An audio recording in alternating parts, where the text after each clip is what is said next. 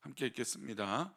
여호와여, 큰 물이 소리를 높였고 큰 물이 큰 소리로 높였으니 큰 물이 그 물결을 높이니이다. 아멘. 예, 기도하겠습니다. 하나님 아버지, 오늘도 주님의 이름으로 하루를 살아갑니다. 또 이 새벽에 나와 기도하며 하나님 앞에 나아가는 우리 믿음의 백성들을 굳건하게 세워주셔서 하나님 기뻐하신 은혜로 또 하나님 영광 가운데 쓰임받는 우리 믿음의 성도들 되게 도와주옵소서. 어떤 상황이든지 오직 주님을 바라보며 나를 도우시는 우리 주님만 바라보게 하여 주시옵소서. 이 시간 1,000번주로 드려진 예물들이 있습니다. 또 범사에 감사하여 드린 예물을 기뻐 받아 주옵시고 말씀을 나눌 때 주님 우리와 함께하여 주옵소서. 감사하고 거룩하신 예수 그리스도 이름으로 기도올리옵나이다. 아멘. 같은 공간에 있어도 우리가 다르게 보는 경우들은 당연히 우리가 앉아 있는 지금 위치가 다르기 때문입니다. 제가 보는 왼쪽에서 보시는 분, 또 가운데에 앉아 계시는 분, 또 제가 보는 오른쪽에 앉아 계시는 분이 제 바라보는 이 면들이 다르겠죠. 물론 우리는 이 공간이 좀 작으니까 모든 면을 볼 수 있지만 이 공간이 넓어지면 넓어질수록 바라보는 이 곳이 다를 겁니다. 그것을 우리는 관점이라고 하고 또 다른 말로 시선이라고 얘기합니다. 그러니까 우리의 시선이 과연 어디에 있느냐, 또 우리의 관점, 바라보고자 하는 이 목적에 따른 관점, 시선이 어디냐에 따라서 어떤 사람들은 선하게 볼 수 있고 어떤 사람은 좀 부정적으로 접근할 수 있고, 그러니까 이제 시각을 그렇게 얘기하죠. 긍정적인 시각이냐 부정적인 시각이냐, 그런 이 시각에 따라서 이 판단하고 바라보는 부분들이 분명히 다를 겁니다. 아침부터 뭔가 불편한 일이 있고 내내 그냥 좀 짜증나는 일이 있으면 누구를 만나든 어떤 대화를 하든 우리의 입에서 어떤 말이 날까요? 짜증이 나고 화가 납니다. 그래서 우리가 어떤 일을 지금 겪고 있느냐에 따라서 나의 입술의 관점과 나의 말하려고 하는 이 시선들이, 고백들이 다 바뀐다 이러는 것이죠. 그래서 우리는 이 신앙이 있으니까, 신앙이 있는 사람을 우리는 이것을 어떤 관점으로 얘기하냐? 바로 성경적 관점으로 보느냐, 어떤 관점으로 보느냐, 인간적인 관점으로 보느냐, 이 판단으로 확실히 달라질 수 있습니다.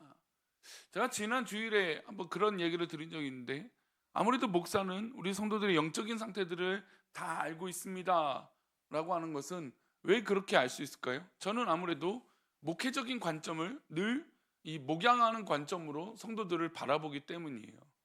그러니 성도들이 지금 영적으로 정말 풍성하고 있는지, 은혜를 받고 있는지, 아니면 설교를 듣는 것을 외면하고 있는지 느끼게 된다는 거죠.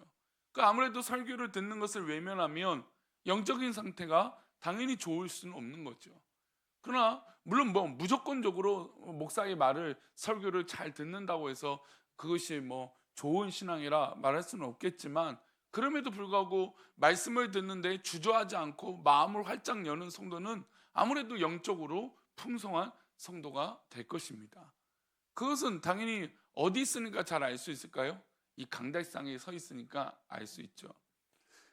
우리가 학교를 다녀보면 선생님들이 우리의 일거수일투족을 잘 알면서 우리한테 어떤 이야기를 할 때가 있어요. 그럼 우리 학생들 입장에서는 난 나름대로 숨어서 졸기도 하고 딴짓을 한다고 생각했는데, 선생님은 알까요 모를까요? 알죠.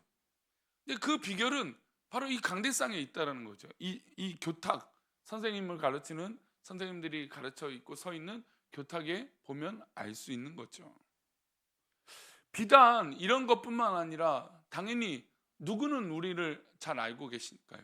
당연히 하나님께서는 우리를 잘 알고 계세요. 그래서 아까 우리가 찬양했던 가사가 참 신기하다고 제가 말씀드린, 어제도 참 그래서 제가 말할까 말까 하다가 주저했는데, 오늘은 참 오늘 이틀 연속이니까 참 이 찬양의 가사가 이 본문 설교와 참 같은 맥락을 갖고 있어요. 눈을 들어 하나님을 바라보면 우리의 문제와 우리의 처해 있는 상황들을 왜 이런 일이 있고 왜 그러는지 깨달을 수 있고 이겨낼 수 있는 것이죠. 그러니까 신앙적 관점이라는 건 다른 게 있겠습니까? 하나님을 바라보는 거죠. 우리의 모든 관점과 시선이 하나님을 바라볼 때 우리의 문제들을 하나하나 풀어갈 수 있는 것입니다. 그럼 어떤 의미로 오늘 시편 93편은 이야기하고 있는지 우리 3절 말씀을 다시 한번 보겠습니다. 함께 읽겠습니다.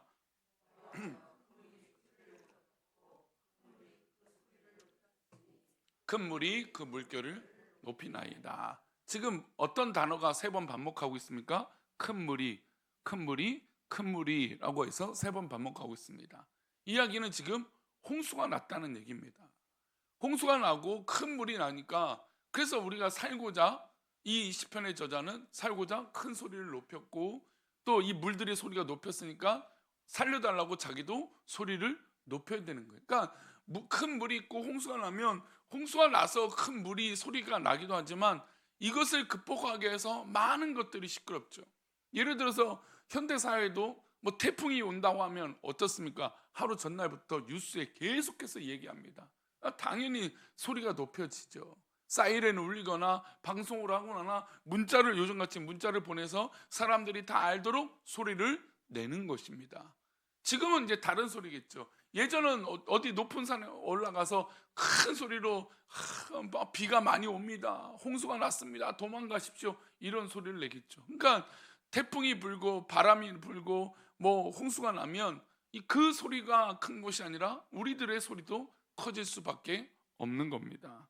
마음이 급하고 또 이 급한 마음이 들면 우리 목소리가 작아질까요? 커질까요? 당연히 커집니다. 급하니까, 걱정이 되니까, 염려가 되니까 마음이 분주합니다. 그러니까 이거를 다른 것으로 해석하면 우리의 마음과 지금 생각이 무엇에 빼앗긴 겁니까? 이 급한 일에 뺏긴 거예요. 그러니까 우리도 소리가 커집니다. 나도 모르게 커집니다. 그런데 이 시선을 우리가 신앙적 관점으로 본다면 이 홍수와 태풍과 어떤 어려움이 올 때 그 넘어 계시는 하나님이 분명히 계시다는 거죠. 그래서 우리가 눈을 들어 누구를 봐야 됩니까? 이 천지를 만물을 지으신 여호와 하나님을 바라봐야 되는 것이죠. 홍수 너머에 자정하에 계신, 홍수보다 더 크신 우리 하나님을 믿고 바라봐야 된다는 것이죠. 우리 1절 말씀인데요, 보겠습니다. 여호와께서 다스리시니 스스로 권위를 입으셨도다. 여호와께서 능력의 옷을 입으시며 띠를 띠셨으므로 세계도 견고히 서서 흔들리지 아니하는도다. 네, 그 홍수가 아무리 크고 소리가 클지라도 그것을 다스리시는 우리 하나님이 그 권위로 앞에 계신다는 거예요.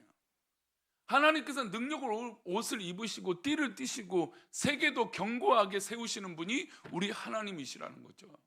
그러니 지금 이 홍수 때문에 내 시선과 내 관점과 내 판단이 다 흐려졌는데 이때일수록 오히려 하나님을 바라보고 믿음으로 내 눈이 뜨이면 저 넘어 계시는, 그리고 우리를 보호하시고 우리를 다스리시는 여호와 하나님께서 그 권위로 서 계신다는 겁니다. 그러니 그런 위기와 어떤 그런 비바람이 불어볼 때 오히려 내 관점은 더욱더 하나님을 바라봐야 되는 것입니다. 이 홍수가 지나가면 결국 우리 하나님께서 이 홍수도 다스리고 계신다고 하는 그 하나님을 만나게 될 것입니다. 세계가 흔들리고 많은 것들이 흔들리고 내 주변의 것들이 흔들릴지라도 우리가 불안해서 오히려 그 흔들릴 것들을 붙잡는 게 아니라 그 넘어 계시는, 온전하게 서 계시는 하나님을 바라보는 것입니다. 여기서 한 걸음 더 나아가서 더 큰 신앙 고백을 드리는 것이죠. 우리 4절 말씀인데요, 함께 읽겠습니다. 높이 계신 여호와의 능력은 많은 물소리와 바다의 큰 파도보다 크니이다. 예, 많은 물소리와 바다의 큰 파도보다 우리 하나님의 능력은 더 크죠. 우리 성도님들은 믿으십니까? 우리 하나님의 능력은 어떤 것보다도 당연히 큰 거죠. 많은 물소리, 즉 바다의 큰 파도가 나를 덮쳐온다 할지라도 하나님의 능력이 이 문제보다 훨씬 크다는 것을 우리 믿음의 시각으로, 관점으로 바라봐야 됩니다. 뭐 홍수뿐이겠습니까? 자연적인 홍수보다 더 큰 문제, 뭐 그런 문제가 한두 가지가 아닐 겁니다. 그 모든 집채만한 파도가 우리 가운데 몰아칠지라도 여호와 하나님께서 인도하실 것입니다. 물론 우리가 도저히 납득하고 이해할 수 없는 정말 더 큰 파도가 몰아칠 때도 있어요. 그러나 우리가 그 시간들을 견디고 지나가 보면 분명히 하나님께서 인도하고 계신다는 것을 깨닫게 됩니다. 각도를 달리해서 보면 이 문제를 일으키시는 하나님도 때로는 보일 수도 있어요. 그러니까 왜 하나님이 이 문제를 나에게 허락하셨을까? 그 하나님을 만나게 된다는 것이죠. 그러면 그래서 하나님이 이 일들을 이루신구나. 이래서 하나님께서 성난 파도를 허락하셨구나. 이래서 하나님께서 홍수를 일으키셨구나라고 깨닫게 된다는 겁니다. 오늘 이 시편의 저자가 우리에게 이런 놀라운 믿음의 눈을 열어보라고 권하고 있는 것이죠. 그러니 우리가 이 새벽에 나와 기도하는 것도 우리의 눈이 열려, 우리의 믿음의 눈이 열려서 하나님 앞에 주어진 이 모든 환경과 여건 가운데 믿음의 눈으로 이 부분들을 이겨내시기를 축원합니다. 그러면 어떻게 될까요? 믿음의 눈으로 재해석이 필요한 거예요. 그러니까 어떤 것을 보고 우리는 뭘 봤다고 리뷰를 하잖아요. 그렇죠?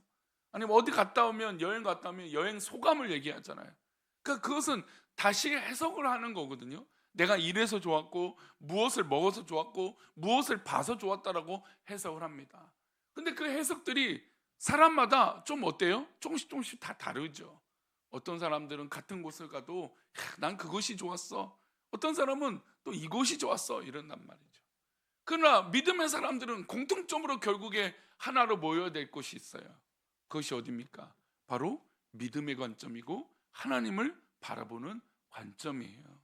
그러니 우리 가운데 일어나고 있는 모든 일들을 믿음의 관점으로 우리들은 바라봐야 돼요.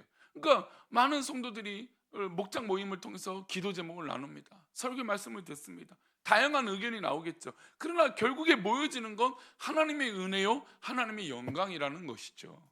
그러니까 도전을 받는 거예요. 저런 모습으로도 하나님의 은혜 가운데 있는 거구나. 저런 모습으로 하나님 앞에 지금 서 있는 거구나 라고 도전을 받고 은혜를 나도 받는 것이죠. 마태복음 14장을 보면 베드로가 물 위를 걸어간 사건이 나옵니다.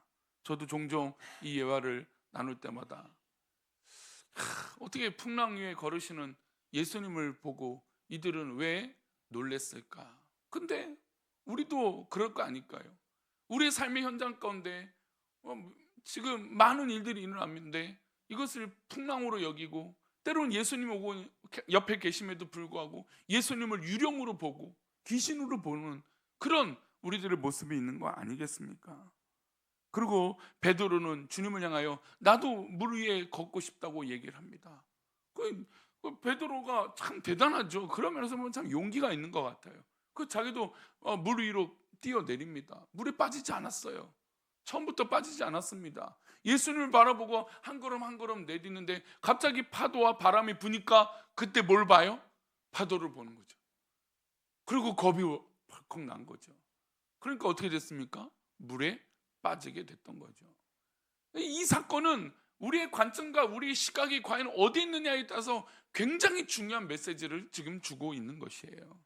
우리 가운데 아무리 큰 파도와 아무리 성난 파도가 칠지라도 우리가 주님만 바라보면 그 파도를 이겨낼 수 있는 것이죠.